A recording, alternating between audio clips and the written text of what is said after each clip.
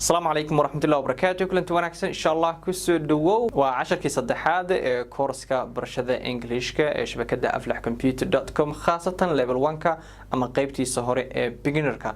Casharkan إن شاء الله wuxuu ku saabsan yahay oo aynu maanta ku baran doonaa waxa la yiraahdo greetings ama salaamaha.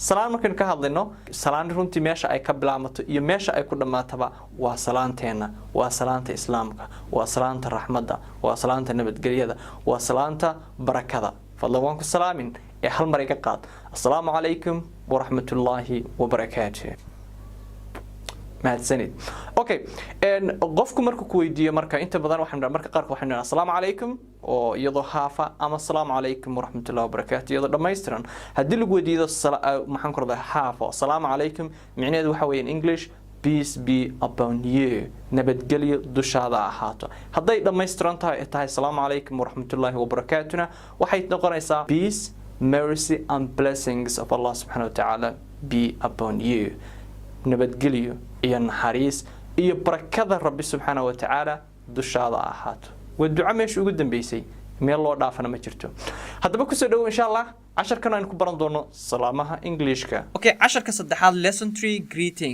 greetings waxa weeye waa salaamaha salaanta ugu weyn Englishka ee caanka waa maxay how are you sidee tahay okay how are you sidee tahay there are so many ways to answer to how are you waxa jira siyaabo kala gedisan oo aad uga jawaabi karto how are you waxa kamid ah I'm fine waan fiicanahay I'm fine thanks waan fiicanahay mahadsanid waxa kamid ah I'm fine waan fiicanahay and you adiguna waxa kamid ah fine thanks okay waan fiican mahadsanid waxa kamid ah fine thank you fiican mahadsanid waxa kamid ah fine and you waan fiicanahay ma fiican adiguna waxa kamid ah fine thanks what about you adiguna ama waxaad ku soo koobi kartaa fine oo kaliya sidoo kale waxaad kaga jawaabi kartaa good wanaag ama wanaagsanahay sidoo kale waxaad oran kartaa I'm good waan wanaagsanahay sidoo kale waxaad oran kartaa pretty good waan wanaagsanahay pretty good waa very good bay la micno tahay ama sidoo kale waxaad oran kartaa not bad balaayo ma jirto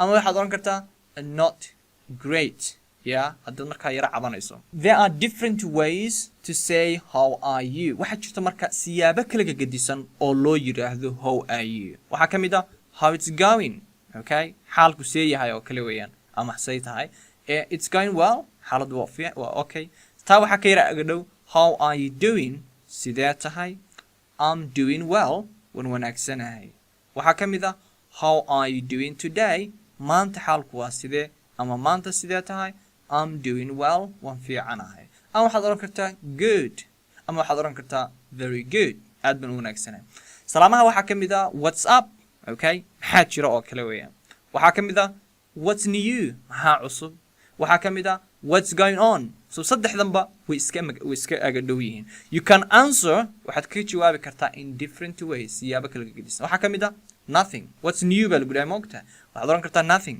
waxba ma jiraan ama waxaad oran kartaa not much ma weyna waa balaayo ma jirto hadday jirtana ma buurna not so much ama nothing much waa isku micno balaayo ma jirto hadday jirtana ma buurna oo kale weeyaan how is everything salaama waxaa kamid ah and how is everything waxaa kamid ah how are things okay waxaa kamid ah how is life waa markaad qof noloshiisa weydiinayso wax xaaladda ka waran oo kale weeyaan saddexduba to this you can answer kuwan waxaad kaga jawaabi kartaa adoo siyaabo kale kaga jawaabi karo fara badan kaga jawaabi kara waxaa kamid ah good iyo sidoo kale not bad salaamaha waxaa kamid ah how is your day qofka markaad maanta xaaladiisa ka wareysanayso maalinta ka waran ama how is your day maalintu say ku ahayd to this marka kuwa kan you can answer waxaad kaga jawaabi kartaa it's going well way wanaagsanayd maalintu maanta okay fine baad kaga jawaabi kartaa fiican waxaad kala oran kartaa good wanaag ama hagaag waxaad oran kartaa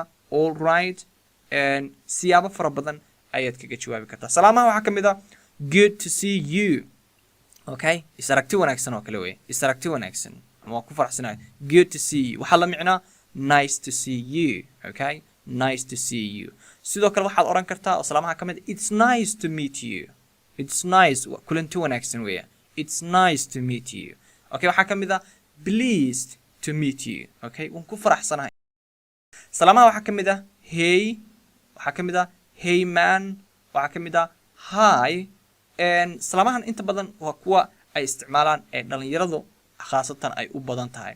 You can use hey and hi. waxaad u isticmaali kartaa to greet inaad salaanto someone instead of hello. inta badan booska hello ayaa loo isticmaalaa salaamahan hey.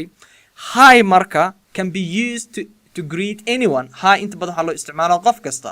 meesha hey way kala duwan tahay iyadu oo sida waxaa sida caadiga loo isticmaalaa someone you already met or no qof aad hore u taqaanay. salaamaha waxaa kamid ah good morning subax wanaagsan. maxaad kaga jawaabaysaa good morning to you too subax lamida ama subax wanaagsan oo kale weeyaan. good afternoon galab wanaagsan.